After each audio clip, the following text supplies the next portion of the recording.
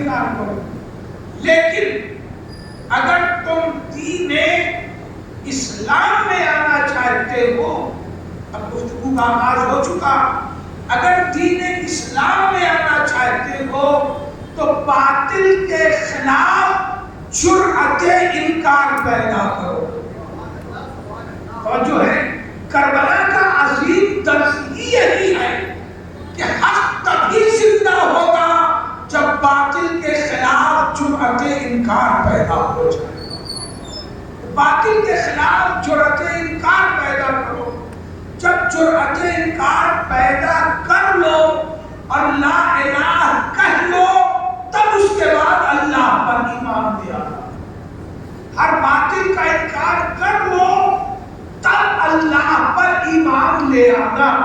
پڑھنے والے تو اللہ ہے ہی، یہ لا الہ کی ضرورت کیا ہے؟ جملہ سنبھالیے گا، تو اللہ ہے ہی، یہ لا الہ کی ضرورت کیا ہے؟ قدرت آواز دے گی، یہ لا الہ کی ضرورت اس لیے ہے کہ میرا ایمان پاکیزہ دلوں میں رہتا ہے. سلام پڑھے محمد اللہ علیہ وسلم. میرا ایمان پاکیزہ دلوں میں رہتا ہے. پہلے دل کو ہر طرح کے خداؤں سے پاک کر لو، تب اللہ پر ایمان لے آنا. توجہ ہے، یہی اصول ہم نے ہر جگہ برتا. عبداللہ بولنا چاہیے، یہی اصول ہر جگہ برتا کہ اگر توحید کی محبت رکھنی ہے تو باطل خداؤں کا انکار کر کے جب دل کو پاک کر لیا تب اللہ کی محبت دل میں بٹھائی. اور مودت اہل بیت کے لیے بھی جب سب سے دل پاک کر لیا تب محبت اہل بیت بٹھائی. صلوات پڑھے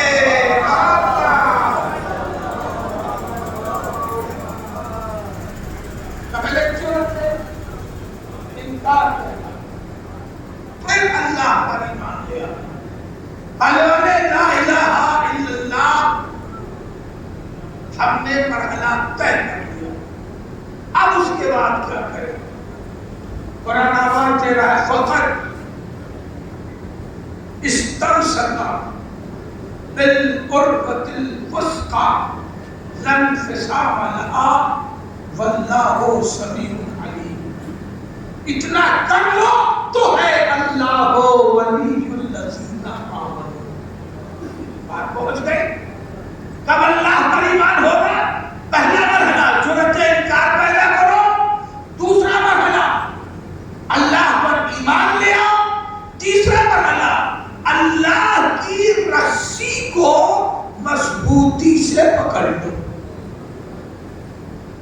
اللہ کی رسی کو بالعروۃ الوثقی، اللہ کی رسی کو مضبوطی سے پکڑ لو اور اسے ہرگز چھوڑنا نہیں. یہ خیال رہے اللہ سننے والا بھی ہے، اللہ جاننے والا بھی ہے. پھر مقام توجہ ہے، بات شروع کہاں سے ہوئی ہے؟ لفظ اللہ، اللہ ہو لا الہ.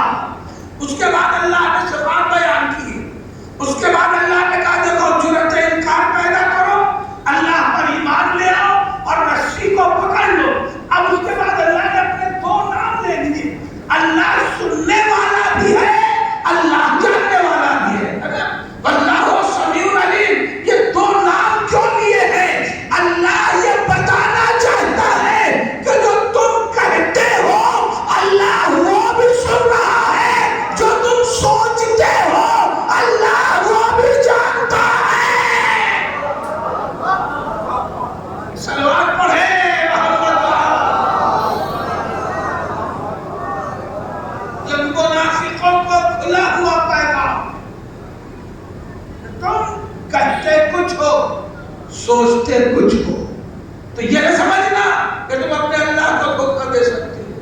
اللہ سننے والا بھی ہے کہ جو تم کہہ رہے ہو وہ سن رہا، اور اللہ جاننے والا بھی ہے کہ جو کچھ تمہارے دل میں ہے اللہ اسے جان رہا ہے. اللہ سن رہا ہے کہ تم نے رسی کو مضبوطی سے پکڑا ہے کہ نہیں پکڑا ہے. کیا قول ہے تمہارا؟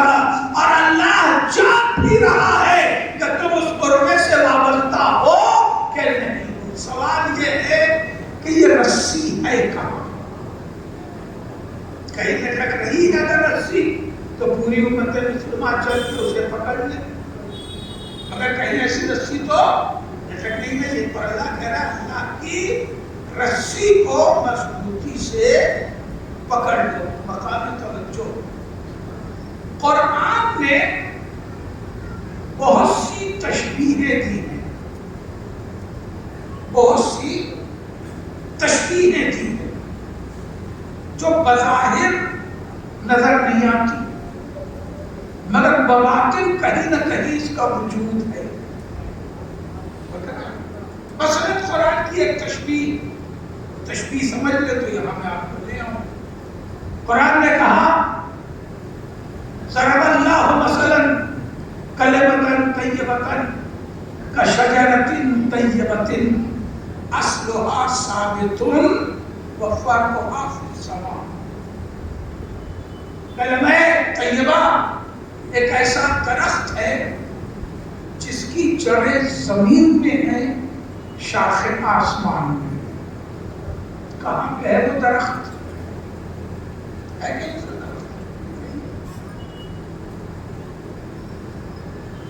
انیس میں درخت کا حوالہ ہے جو فرانس میں پایا جاتا تھا، وہ اتنا بڑا درخت تھا کہ اس درخت کے بیچ میں سے ہول کر کے راستہ بنایا گیا تھا اور اس میں سے کار پاس ہو گئی۔ اتنا بڑا درخت تھا، جیسے بائی پاس بنتا ہے پل اچھے سے بناتے ہیں راستہ، ایسے اس میں کاٹ کے راستہ بنا، مگر اس کی شاخیں بھی آسمان میں نہیں تھی۔ قرآن کہہ رہا ہے کہ ایسا درخت جس کی جڑیں زمین میں ہیں، شاخیں آسمان میں۔ سلوات پڑھے تو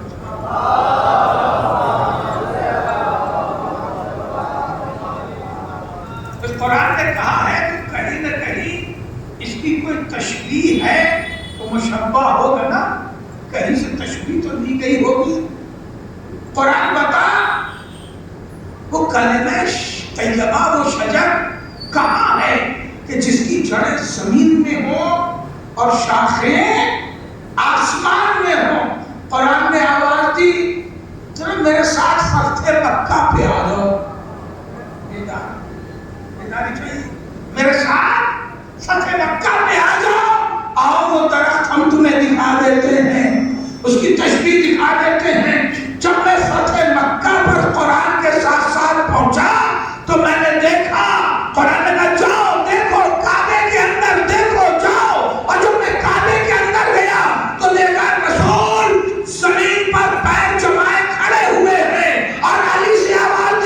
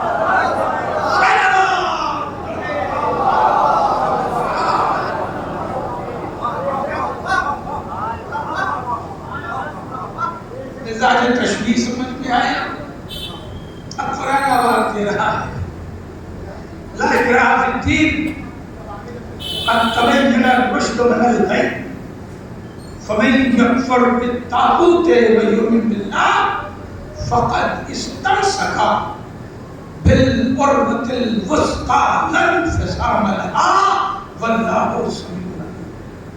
اگر تم اللہ پر ایمان رکھتے ہو اور چاہتے ہو اللہ تمہاری سرپرستی کرے تو یہ منزلیں طے کرو، جرأت انکار باطل پیدا کرو، پھر اللہ پر ایمان لے آؤ۔ اللہ پر ایمان لانے کے بعد اللہ کی رسی کو مضبوطی سے پکڑو۔ یا اللہ وہ رسی کہاں ہے؟ تو پہلے سمجھ لیجیے رسی کہتے ہیں کسی عروہ بہت قریب کر دو، عروہ کسے کہتے ہیں؟ تو ہمیشہ رسی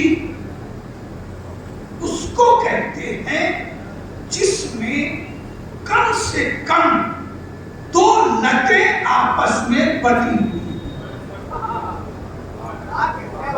توجہ ہے، کم سے کم اگر ایک لٹ ہے تو وہ عروہ نہیں، کم سے کم دو لٹیں آپس میں ایک دوسرے میں بٹی ہوئی ہو تو اسے کہتے ہیں رسی عروہ۔ توجہ ہے، بھئی زمانہ ڈھونڈ رہا تھا یا رسول اللہ یہ دو لٹوں والی وہ رسی کہاں ہے جسے اللہ نے نازل کیا ہے، جسے مضبوطی سے پکڑنا ہے۔ رسول نے کہا میں بتاتا ہوں انی تارکون فیکم الثقلین کتاب اللہ وعطرتی واہل بیتی ان تمسکتم بہما لن تضلوا بعدی۔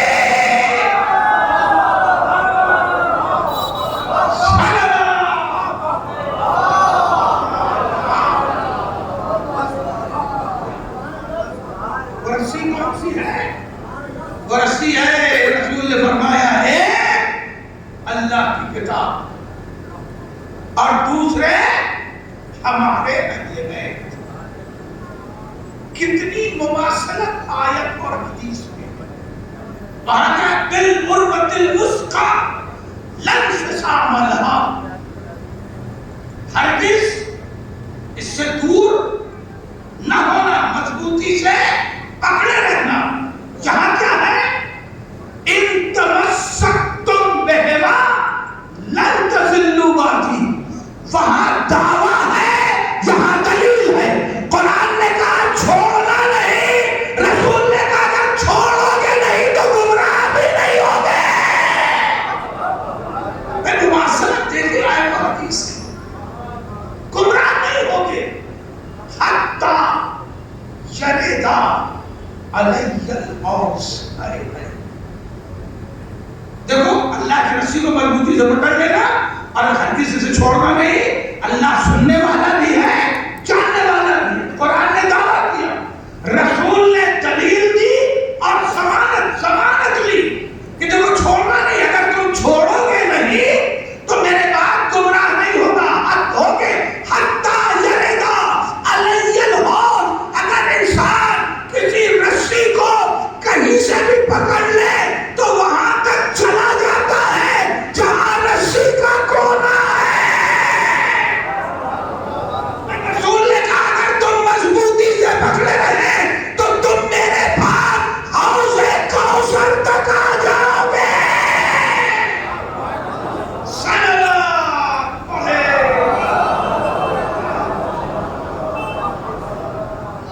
یہ وہ حدیث ہے جسے سینکڑوں عظیم علماء سنت نے اسے پڑھا۔ یہ وہ حدیث ہے جسے رسول نے بار بار یاد دلایا ہے اور خبیر میں خصوصی اعلان کیا۔ اس رسی کو مضبوطی سے پکڑ لو اور ہرگز چھوڑنا نہیں۔ اگر چھوڑو گے نہیں تو گمراہ نہیں ہوگے یہاں تک کہ تم میرے پاس ہو۔ کبھی پٹی ہوئی رسی کو آپ نے کھولنے کی کوشش کی ہے؟ کبھی بھی آپ نے کوشش کی ہوگی، آپ نے دیکھا ہوگا کہ کوئی رسی ریش سے نہیں کھولی جا سکتی۔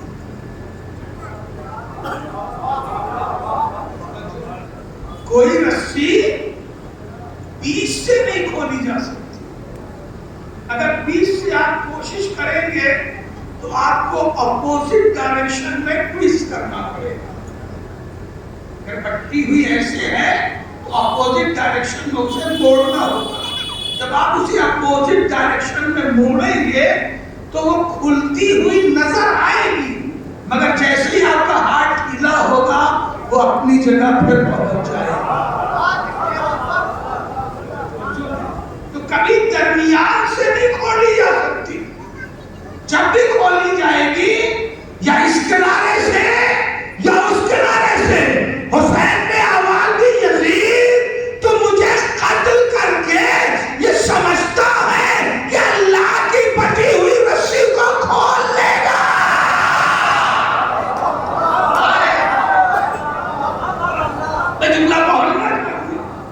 تو کیا ہی سمجھتا ہے ہمیں قتل کر کے کہ اللہ کے ہاتھوں کی بٹی ہوئی رسی کو کھول لے گا؟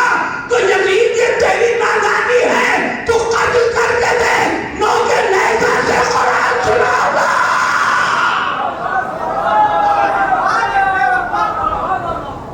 یزید تو کھول نہیں پائے گا اس لیے کہ تو درمیان سے کوشش کر رہا ہے. حسین کو قتل کر دو، رسی کھول دو. حسین سے بیعت لے لو، رسی کھول دو. تجھے معلوم ہی نہیں ہے کہ جملہ بھولنا نہیں ہے. وہ دست خدا کی بٹی ہوئی رسی ہے جس کا ایک کنارہ اللہ کے ہاتھ میں ہے، دوسرا کنارہ مصطفیٰ کے ہاتھ میں ہے.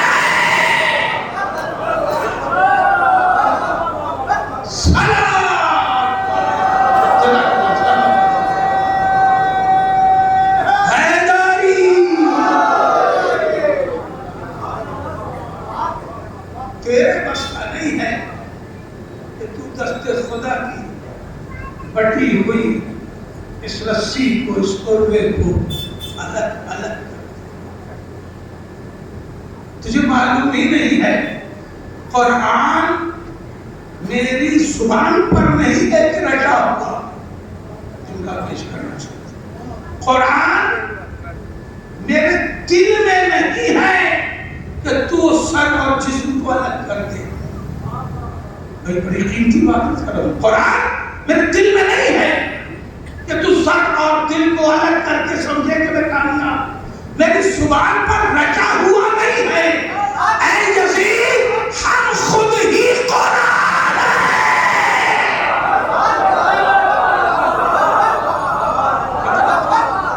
اے یزید ہم خود ہی قرآن ہیں.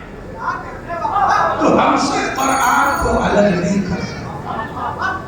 اللہ یہ ذات حسین نے ایک آخری بات کرتے مسائل وقت کرنا چاہتے. رسول نے اس ذات عظیم کے لیے فرمایا ان الحسین مصباح الہدی والسفینۃ النجات. جو حسین ہدایت کا چراغ ہے اور نجات کا سفینہ ہے. بھئی آخری تشبیہ سن لیں گفتگو کو. حسین ہدایت کا چراغ ہے اور نجات کا سفینہ ہے. میں نے کہا یا رسول اللہ آپ نے ایک جگہ اور ارشاد فرمایا مثل اہل بیتی کا مثل سفینۃ نوح. میرے اہل بیت کی مثال نوح کے سفینے کی ہے. میں نے سنا ہے کہ میرٹھ کے بہت سے لوگ پانی کے جہازوں کے اوپر کام کرتے ہیں. انہوں نے کہا کوئی بھی ہوگا یا جانتا ہوگا تو مزید بات آسان سے آسان تک. میں نے کہا رسول اللہ آپ نے اپنے اہل بیت کے لیے تشبیہ دی کہ میرے اہل بیت سفینہ نوح ہیں. بے شک ایک بات اس کو سلوات پڑھے محمد والا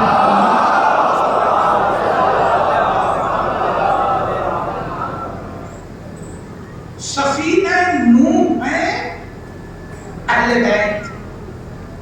ایک حدیث سامنے آئی اصحاب کالنجوم، اصحاب ستاروں کی طرح ہوں گے،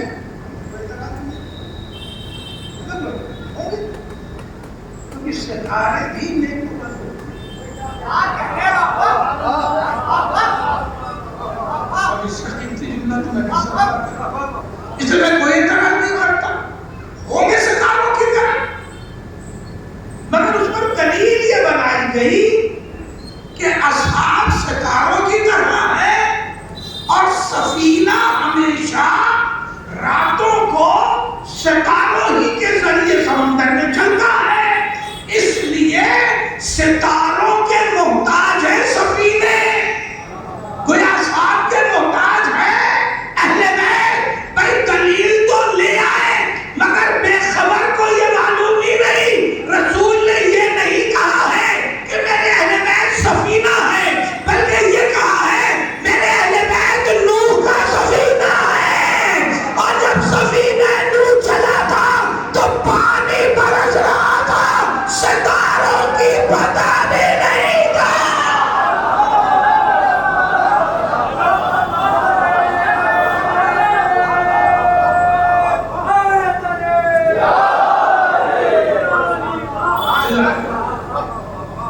رسول نے کیا تربیت دی ہے؟ مثل اہل بیتی کمثل سفینہ نوح.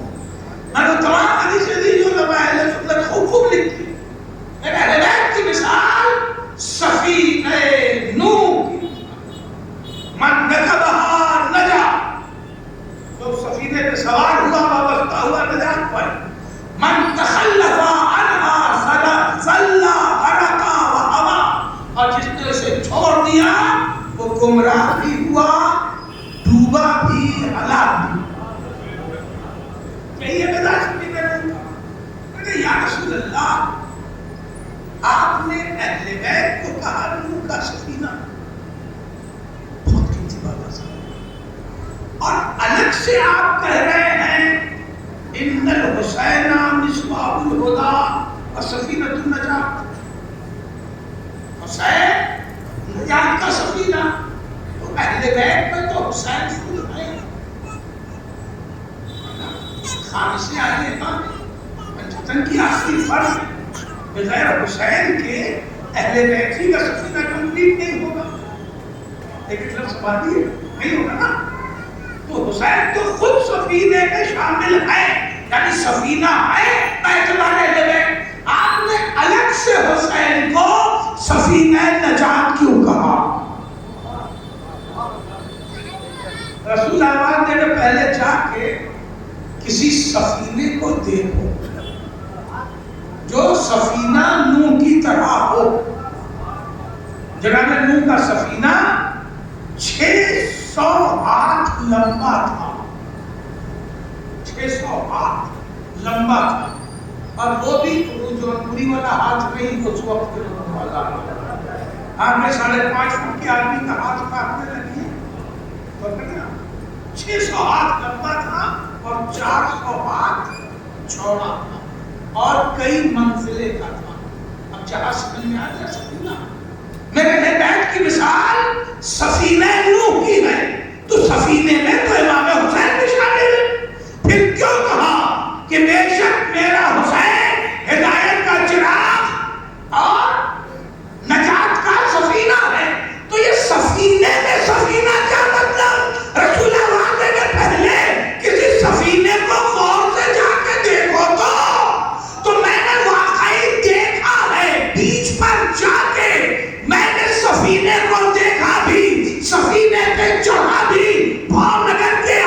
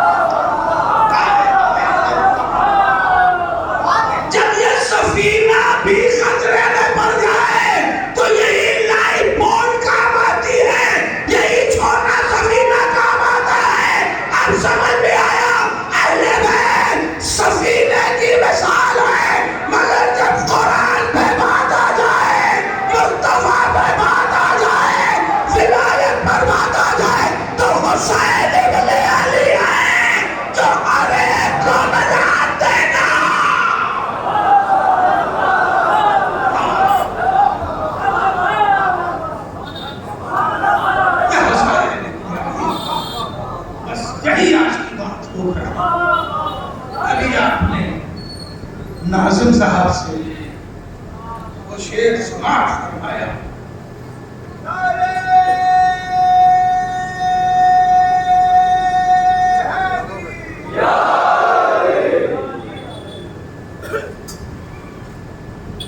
محرم 8:30 بجے شب میں امام بار کا پنجتنی سیدی نگر سوسائٹی میں یوم زینب کے عنوان سے مجلس کا انعقاد کیا جا رہا ہے، جس کو خطاب فرمائیں گے آپ جناب مولانا سید شاہد حسن رضوی ممبئی۔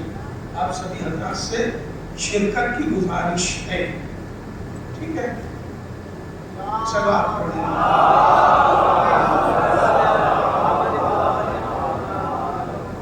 یہ کام ناظم زیادہ اچھا کر لیتا ہے، اگر ناظم صاحب بھی یہاں بھی اٹھ کے آ کے بیچ میں اعلان کر دیتے تو مجھے کوئی فرق نہیں پڑتا ہے، کیونکہ میں ڈسٹرب نہیں ہوتا ہے۔ چلو آپ پڑھیں محمد والا۔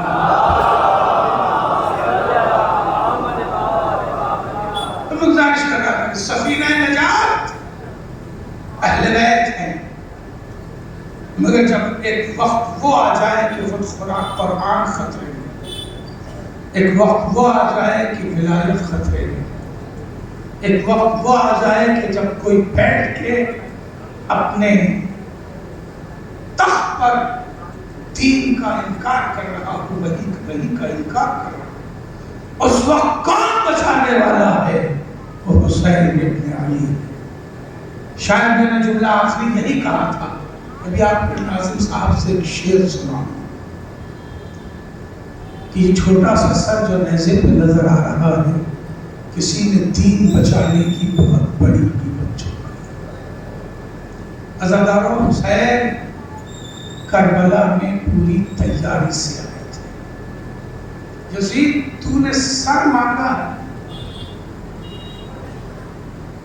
تو نے سر مانگا ہے، اچھا ہوا کہ تو نے تنہا سر نہیں مانگا، بیعت بھی مانگی اور سر بھی مانگا، اچھا ہوا۔ اگر یزید تو صرف بیعت مانگتا تو تاریخ کو لکھنا پڑتا کہ یزید حسین کے ہاتھ سے گھر سے خالی ہاتھ گیا۔ جملہ پہنچنا چاہیے، اگر تو صرف بیعت مانگتا تو تاریخ کو لکھنا پڑتا کہ ایک فرد یزید ترے اہل بیت سے خالی ہاتھ واپس گئے۔ تو نے سر بھی مانگ لیا ہے، بیعت نہیں کروں گا مگر تجھے خالی ہاتھ بھی جانے نہیں دوں گا، یزید میں سر دوں گا، بیعت نہیں کروں گا مگر سر دوں گا۔ اور یزید تو سر لیتے لیتے تھک جائے گا، حسین سر دیتے دیتے نہیں تھکے گا۔ حسین کتنے سر لے کے آئے تھے؟ کڑیل جوان کا سر، 32 سال کے بھائی کا سر، نونہال قاسم کا سر۔ ہاں زادارو، ایک اور ہے کہ جو اپنی بہن کی آغوش سے چپکا ہوا تھا۔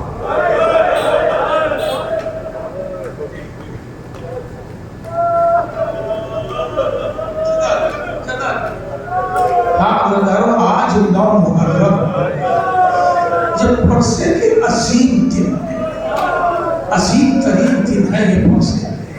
آج اور کل زہرا کو پہنچا دیں۔ عزادارو،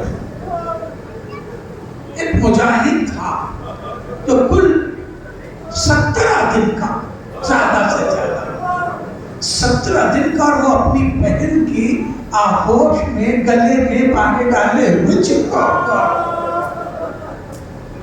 امام حسین نے پوچھا، بھیا عباس، یہ قافلے کو آگے بڑھنے میں دیر کیوں ہو رہی ہے؟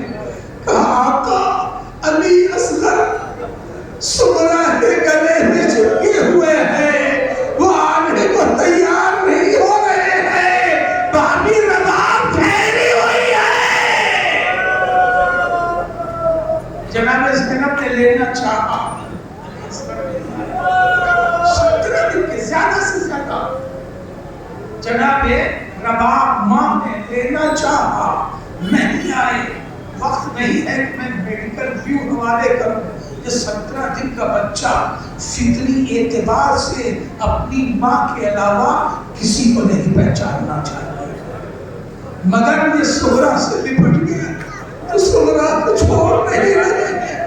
رباب نے بھی لینا چاہا مگر نہ آئے، حسین پڑھ کے آئے اور چاہا علی اصغر کو لے۔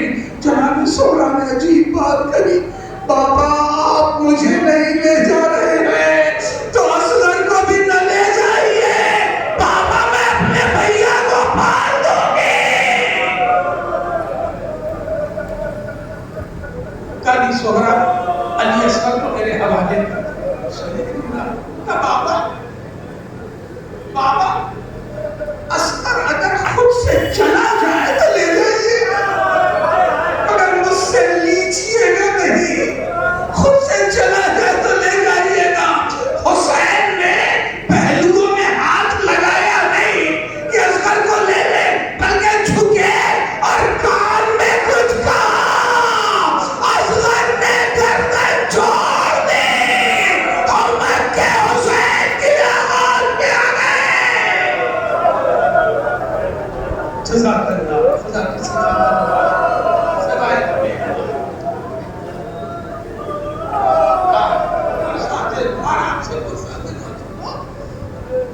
حسین نے کیا کہا ہوگا اسے روایت نے نہیں لکھا، شاید صغرا نے بھی نہیں سنا، صرف اصغر نے سنا تھا جو کان میں کہا تھا، روایت نے نہیں لکھا مگر کچھ کہا ہوگا۔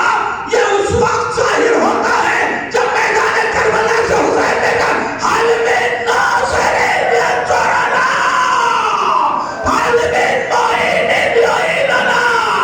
اصغر نے اپنے کو جھولے سے گرا دیا، بابا مجھے یاد ہے آپ نے مدینے میں کیا کہا تھا۔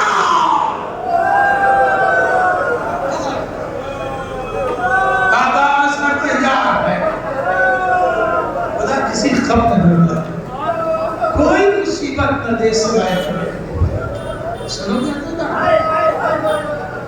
ذرا سوچو، یہ 10 محرم کی بعد ظہر قبل عصر کا وقت ہے۔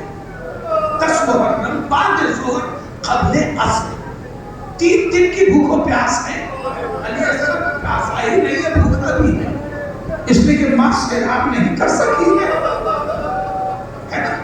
شب عاشور جو آج رات گزرے گی، شب عاشور، راوی کہتا اصغر کی یہ حالت تھی کہ جھولے میں ایک طرف سمٹے سے پڑے تھے اور پتہ نہیں چلتا تھا کہ اصغر زندہ ہے کہ مر گئے ہیں۔ تو رباب جناب علی اصغر کے کرتے کا دامن ہٹا کے پسلیوں کو دیکھتی تھی، اگر پسلیاں بھڑک رہی ہیں تو لگتا تھا اصغر ابھی زندہ ہے۔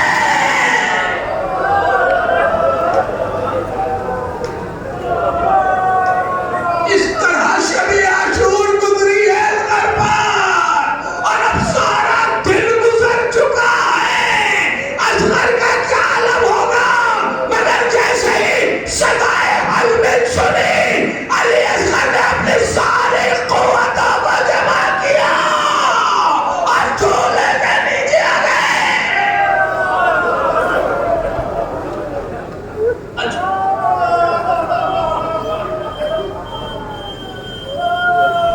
ایک بات پوچھو، کبھی تو غور کیا ہے رباب تو جھولے کے پاس ہی رہتی تھی، علی اصغر کے پیسے کے جناب رباب تو جھولے کے پاس ہی رہتی تھی۔ یہ 6 مہینے کی جان کروٹ بھی نہیں لے سکتا تھا، بھوک پیاس کے عالم میں ہے تو رباب جھولے کے پاس ہی رہتی تھی۔ تو علی اصغر گر کیسے گئے زمین پر کہ ماں نے نہیں دیکھا تھا جس وقت امام حسین نے بیچارگی میں میدان کربلا سے آواز دی حل من ناصر ینصرنا، تمام بیبیاں تیرے خیمہ پر آ گئے، ہائے میرا خالق کا اتنا ہے، ادھر رباب ہٹے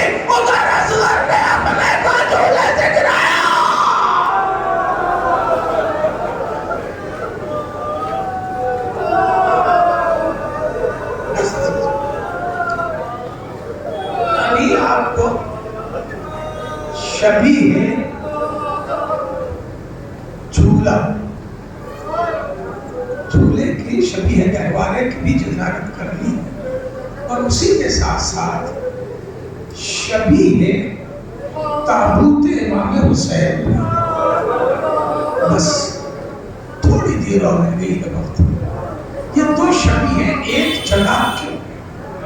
میں سوچ رہا تھا کہ جس نے بھی یہ اہتمام عزا کیا شبیہ جھولے کی امام حسین کے ساتھ تابوت کے کیوں رکھی گئی، تو مجھے ایک منظر یاد آ گیا. بس اس منظر پر پہنچا، گفتگو تمام ہے عزیزوں. امام حسین نے جیسے ہی خیمے سے بیویوں کے رونے کی آواز سنی، اپنا گھوڑا موڑ کے آئے، آواز دی بہنوں رونے کا سبب کیا ہے؟ ابھی تو میں زندہ ہوں. کہا آقا جیسے ہی آپ نے حلمن کی صدا بلند کی، علی اصغر نے اپنے کو جھولے سے گرا دیا. جناب ام کلثوم آگے بڑھی اور بڑھنے کے بعد سنو نے کیا فطرہ کہا، میرے بھیا اصغر کو کہیں سے تھوڑا سا پانی مل جاتا، اس لیے کہ پیاس کی وجہ سے علی اصغر کبھی منہ کھولتا ہے کبھی منہ بند کرتا ہے، جیسے کوئی پیاسا پرندہ تڑپ رہا ہو.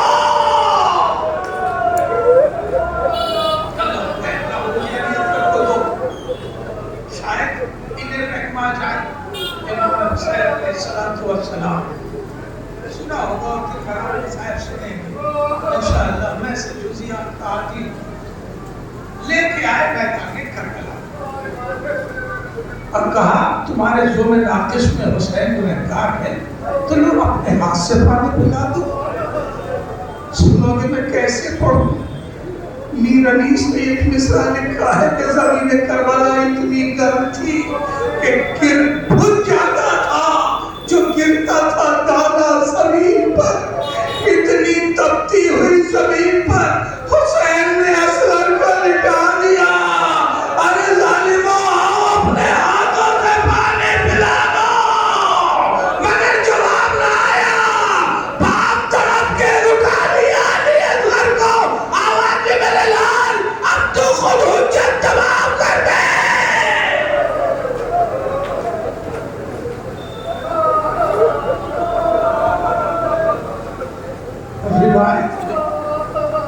اور ملا نے تیر ہلکا تیر چلے کمان میں جوڑا.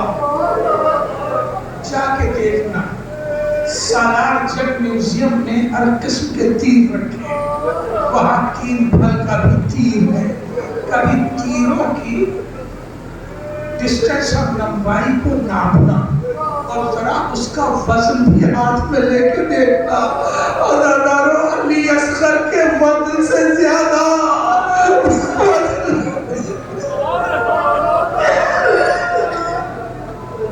اور ملا کا تیر اور 3 پھل کا تیر. روایت ایک لفظ رکھا کہ علی اصغر اس کان سے اس کان تک قتل ہو گئے. جب اس تیر کو میں نے دیکھا اور روایت محسوس کی تو یہ تیر علی اصغر کے ایک پھل کان میں لگا، دوسرا گلے میں لگا، تیسرا بازو میں پیوند ہوا. علی اصغر منقلب ہو گئے.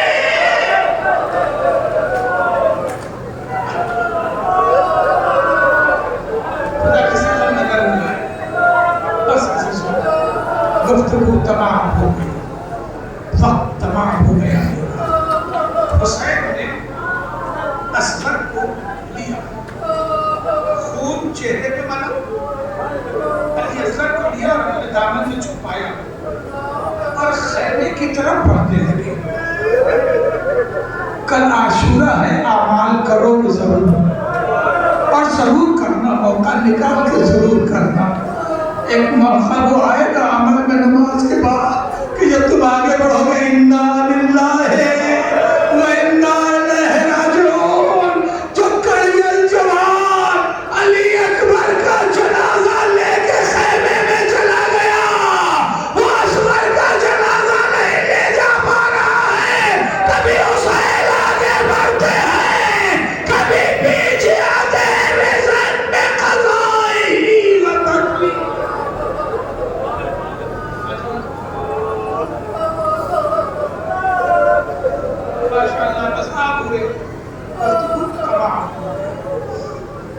حسین خیمے میں گئے اور رباب کے ہاتھوں میں اصغر کو دیا.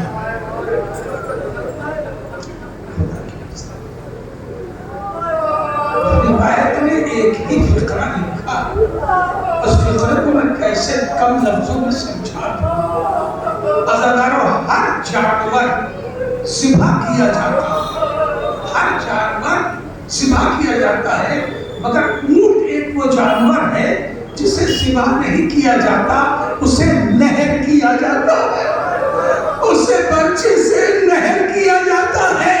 یہی قانون ذبح ہے. جیسے ہی جناب رباب نے دیکھا ایک ہی جملہ آیا زبان پر، یا بنیا اب مثلوں کا ینہر، میرے لال تیرے جیسے بچے اونٹوں کی طرح ذبح کیے جاتے ہیں.